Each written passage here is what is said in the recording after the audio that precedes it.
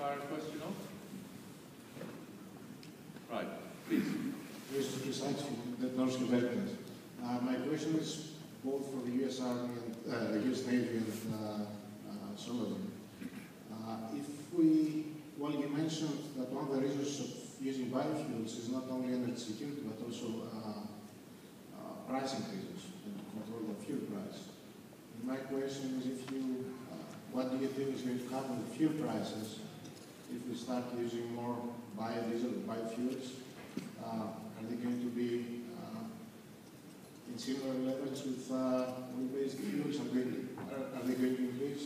What do you think is going to happen in the next 10 years? Yeah, I think our view is the volatility that we have in the Navy in any given year, as I mentioned in my remarks. We saw $1 billion increase to our fuel costs, and it has to do with a lot of factors. As it relates to alternative fuels, though, or biofuels, we really think that this is an area to help mitigate that and soften it. I think ultimately, as the market matures, it will track with petroleum. But at the same time, we think it may not have that same degree of volatility that we see in the petroleum market. It may increase, the trends may increase similarly, parallel each other over time, but really see this as a way to help offset the just tremendous volatility as we understand it. 10 years ago, there was about a plus or minus 10% volatility that we purchased, and now it's more like plus or minus 30%. And with China and India's thirst for fuels going on, that cone of volatility, as we see it, is only increasing. And so we see alternative fuels, biofuels, as a way to mitigate that.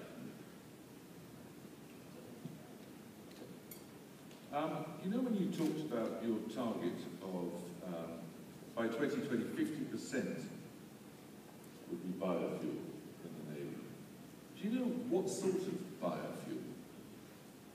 Yeah, we're relatively, and big asterisks, but relatively agnostic to the feedstock. And so we've used fuels, as Jonathan's mentioned, from Solazyme, algae-based fuels. We're interested in a whole variety of feedstocks. So it's agricultural waste, municipal solid waste. We know there's potential for woody biomass. I think there's a lot of different opportunities out there. And I think that Jonathan hit it on the head, and I think it applies not just to the alternative energy space in general, but to alternative fuels even more specifically, which is it's not a single magic bullet, silver bullet. It's going to be a silver buckshot that's going to be required, and I think that's going to be true for this space as well. So it's like it's a target rather than a plan. Well, it's our target, but we're creating through the investments that we're making, we're trying to create our future. So we have goals out there by 2020, but we're making the investments and partnering with industry to the point where we can make sure that the industry is capable of producing the fuels that we need, and the scales we need, and the price points we need. Right, who'd like to have another question? Yes, please, Leo. And then, Roman the Barber from Sasol Technology. A question to David Perry. If you put 1 billion subsistence farmers out of business, how are they going to buy their food? It's a fair question, and one of the things that we've found quite often whenever we propose these sorts of disruptive solutions is we get a lot of responses about how are you going to think about all the knobs that have to be turned. Tim Berners-Lee basically described it very well, that if you think of the world, you have a very large number of knobs, and a technology like what Sentience is working on takes one of them and turns it all the way up. And a lot of things will ultimately shift. Obviously there was the Green Revolution that had a huge impact, for example, in Africa. We can't predict exactly how all of these changes are going to happen. But at the end of the day, we're not going to do it where you take 1 billion people all at once and shift them out of farming. But what we're looking for is how do we make the changes that can have a big impact. So what's important to us is making sure we work very closely and very carefully with key stakeholders. This isn't just a nutrition thing, this is related to all businesses. We work with key stakeholders, we're working with the Gates Foundation, we're working with GAIN, Global Alliance for Improved Nutrition, we're working with the Clinton Foundation and others, and ultimately seeing an opportunity where we can help to create consortiums that actually figure out the solution to just this. We're also in the process, by the way, of exploring a collaboration with the Earth Institute of Columbia to see how well we can predict what some of the social changes might be. But our view is, we know we're not going to be able to predict everything perfectly, but at the end of the day, as we start deploying this, we'll start to see the signs of what changes need to happen.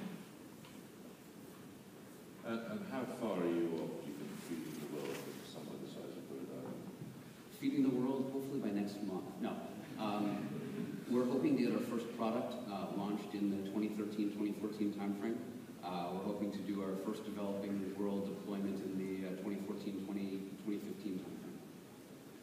Okay, Okay, Pierre Pomont, IFP. Well, just to come back to the 50% introduction of biofuels, it seems a bit unrealistic when you compare to the reality of the introduction of biofuels into ground transportation. It seems to be quite different from the perspective that the IEA has done about the 27%, which would be possible taking into account the availability of the biomass. And also, you maybe know that to put a 50% introduction means that you have to push the process very high and constrain, reducing the ratio, the yield per hectare of biofuel. So would it be more reasonable, more sensible to set goals lower but more realistic? I think I've heard my secretary say it at times, and I firmly believe it. You give the sailors and Marines of the Department of Navy a goal, and they'll more than likely figure out a way to meet it. And I think, small goals, small objectives yield small results. I think, we're looking in this space to put our money into this, to make investments in industry, with industry, to see that this happens, and not just wait and hope that these industries mature. Is it an aggressive goal? Sure. But I think it's one that sets the right vision and tone for where we're going. I think it's one we can accomplish. I wouldn't be doing the job that I do if I didn't think we could do it. I know it's not easy, but I know with the ability that we have in working with, in the case I cited before, with the U.S. Departments of Agriculture and Energy, working hand in hand with industry, that we can begin to be that catalyst in the very near future in the U.S. for sure, to create the markets, to create the fuels and the quantities and price points that we're going to need. I would just, I guess this is one thing I would say with respect to the question, which is that what we're looking at is we're looking at demand signals from individual constituencies. And the Navy is one of those constituencies. And the Navy uses 30 million barrels a year of petroleum. So relatively, even in the U.S., it's a relatively small percentage of the petroleum in the U.S. And for any one demand signal to say we want to use 50% of our energy renewably, it doesn't mean that 50% of the fuel that's used is going to be renewable fuel. It's creating a demand signal that allows investment to take place. So I think there's a much different way to look at what's being done here, rather than saying that anyone's trying to get 50% of all the liquid transportation fuel in the U.S. to be biofuel by 2020. I've never read your goals that way, and the way that I think that the market sees those goals and sees the goals that are set out by the airlines is this is a demand signal to say, if you build it, we will buy it, which enables project finance, which goes back to a point I made earlier about capital formation. So I would look at it a little more broadly. Just on a point of information, of course there are economies of scale, but what is the cost of that algae-based fuel that you were flying here, talking about flying here in the airplane? Well, those are R&D projects. So what they are is those are projects the same way that when you build the first, when Lockheed builds the first jet, it involves the development. And for instance, we do the work in facilities that we're not built to make fuels, so you can assume that the fuel costs are significantly higher than they would be.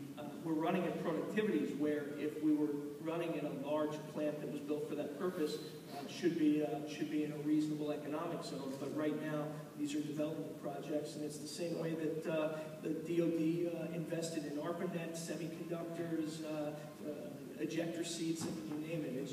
It's a little easier for people to take aim at it because everybody buys a gallon or a liter of fuel.